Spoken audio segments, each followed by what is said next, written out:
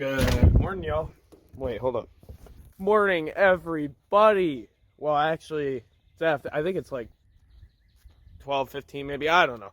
But I just sold the daily, which means from here on out, Roxy's the only car. And today, I am testing out idemitsu 10W30 full synthetic oil. So it should be a lot better, you know, given that it's rotary specific and it's full synthetic. So we are going to pull her up onto some wood so I can get a jack under her, and we will get this process started.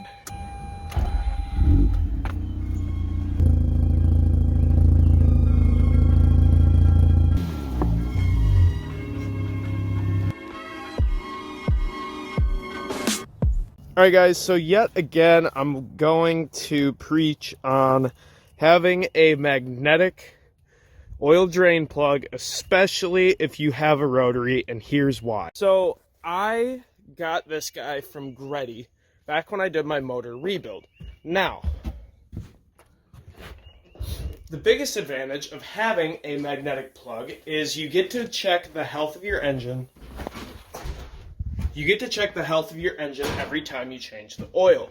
Now, how, you may ask, and that is the more metal shavings that are on this, the more wear and tear there is on your motor. This thing does an amazing job.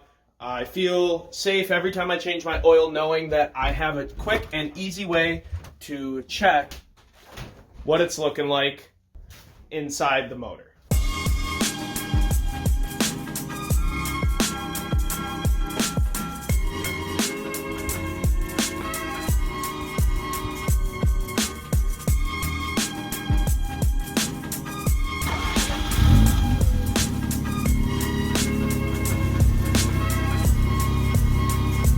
Alright guys, so she is running good. We're gonna take her for a little spin up to O'Reilly's, grab a couple things, and come back. Ooh,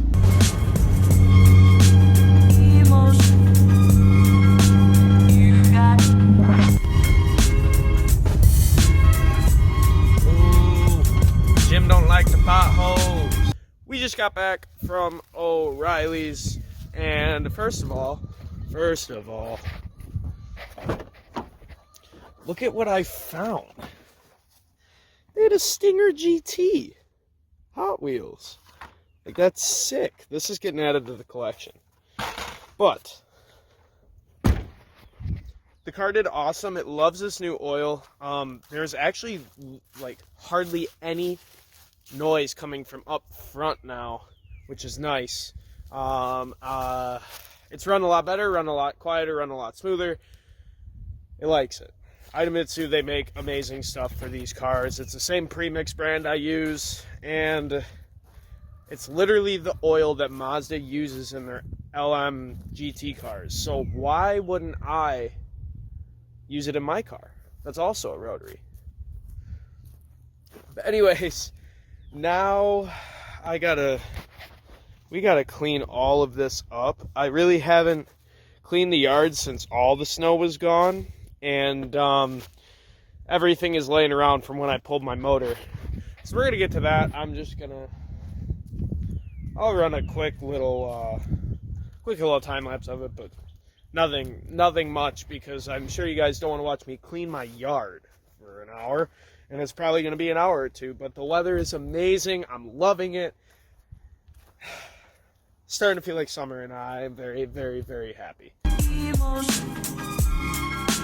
You got oh, don't you know?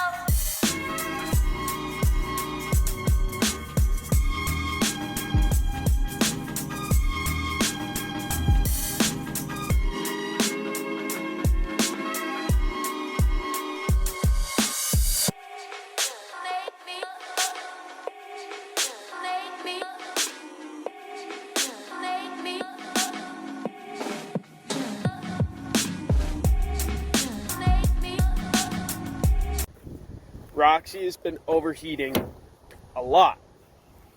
Not a lot. It really only overheated twice. I've been keeping a really close eye on it to make sure that I haven't been driving it while it was overheating. But she's been overheating. As you can see, there is coolant everywhere. Like, literally everywhere. It's actually kind of hard to see because of the lighting, but there's coolant everywhere. It was even on the hood. And so what's happening is coolant is getting on the belt. It's slinging everywhere, right? So I went up to O'Reilly's today and I grabbed some new hose. Ran it where it needed to be ran. I even got a new hose for the overflow. Ran it down into the grill. But that's not the issue. The issue is that somehow, some way, somewhere along the line, I cracked my water pump housing. This crack has turned into a hole. Alright guys, so I'm editing this video right now, and I forgot that I didn't include the explanation as to why the water pump was like that. That's a weep hole. It's supposed to do that so that you know when the water pump goes bad.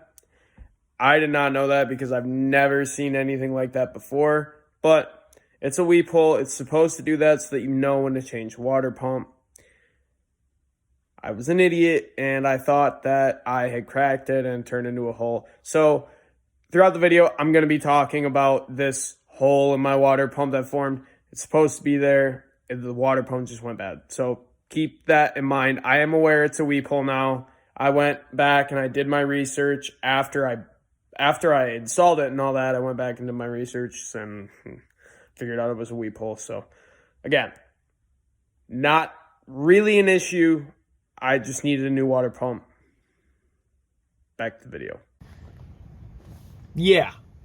So that's what I'm talking about. That hole. And so it's just been cooling up onto the belt, and the belt is throwing it all over the engine bay, which has caused me a lovely little mess. And so I've ordered a new water pump, and we're gonna go pick it up hopefully by the end of the day today. AutoZone said they would have it in. It's supposed to rain all day tomorrow and all day Friday. So I'm really hoping I can get it before then. I'm also supposed to work tomorrow, and I have no way of getting there. So that's another problem with that. So hopefully we can get this fixed. But as of right now, I'm going to start this process, which includes me taking out the battery tray, and all of that, taking the belt off, all that sort of stuff. My goal right now is to get the water pump out so that, you know, when I'm putting everything back together, it's as smooth and as quick of a install as it can be, because I don't really have the time to mess around with this, because I just sold the Jeep, which was my daily. Whether it was gonna continue to be reliable or not, I don't know. That's out of my hands now.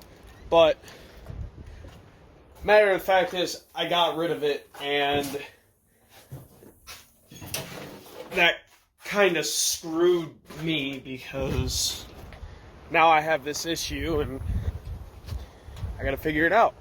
Now, I don't really know how I have a hole in my water pump.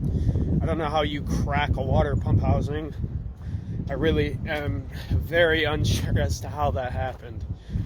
But that's alright, because we're going to fix it. Guys, let's take a minute, though, to really appreciate the ride height, because that's pretty nice. I'm going to lower it more. But I'm also getting new wheels so that I can sit flush. Because it's not sitting entirely flush right now. It's not actually sitting flush at all. I'm tucking pretty good, but height's pretty good though.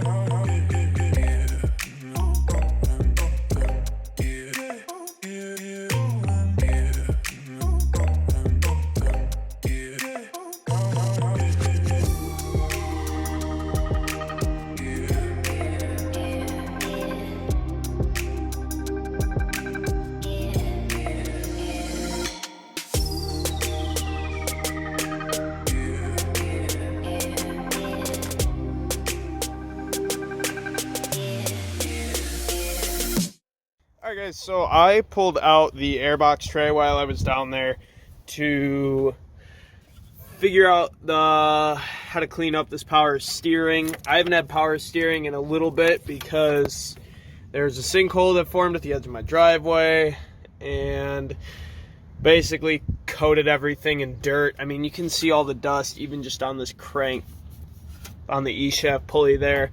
But now I have everything out of the way. You can see just how much coolant this thing slung everywhere. Like, I actually already cleaned it all off of my hood. But, I mean, the entire motor's green from coolant. So after I take the belt off, I'm actually going to give this thing a nice good clean down. Because it really bothers me having a motor that's this dirty. It shouldn't because it's my motor, but it does because I love the car, I care about it. Whatever. We're going to clean that up after I get this water pump and the belt off because I'm not going to have my car looking like that. So now we're going to take the belt off. Real easy. This bolt holds the tensioner on. I'll undo the tensioner, take the belt off. Really simple, straightforward. But yeah, we got some work to do.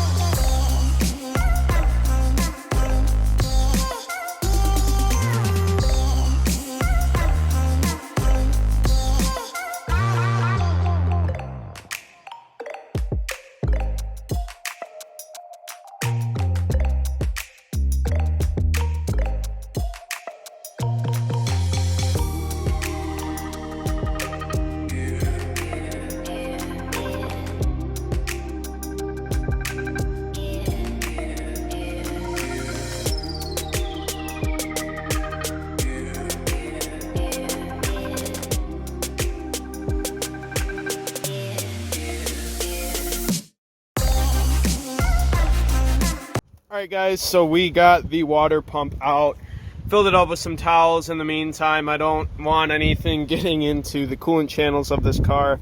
But here's the hole I was talking about. You can't really see it, but there's enough of a hole for coolant to get past that bearing and then into that hole and spray everywhere. I mean, look at all of the coolant that made its way around the engine bay in this car. Like, it's terrible. So now we're going to give it a good clean, and then hopefully the water pump comes in by tonight. If not, I'll be making a very early morning trip up to Livonia to pick it up. Let's hope, I guess.